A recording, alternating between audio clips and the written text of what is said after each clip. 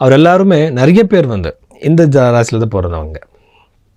So financial gains இருக்குது, unexpected financial gains இருக்குது. அஷ்டமாதிபதி வந்து த்வித்தியாதிபதி கூட இருக்கிறது, புதன் செவ்வாய், இந்த 2 கிரகங்கள் ஒரே வீட்டில் இருக்கிறது வந்து அன்எக்ஸ்பெக்டட் ஃபைனான்ஷியல் கெயின்ஸ் அது கண்டிப்பாக கொடுக்கும்.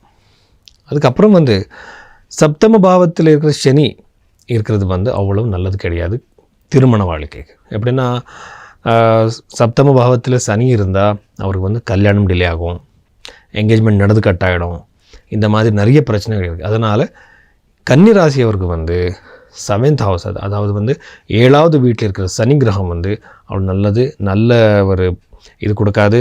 கல்யாணத்துக்கு வந்து இது ரொம்ப பிரச்சனை. அதுக்கப்புறம் வந்து மேரிட்டல் லைஃப்பில் கூட இஷ்யூஸ் கொடுக்கலாம். இந்த திருமண வாழ்க்கையில் கூட நிறைய பிரச்சனைகள், செப்பரேஷன் சான்சஸ் இது எல்லாமே இருக்குது.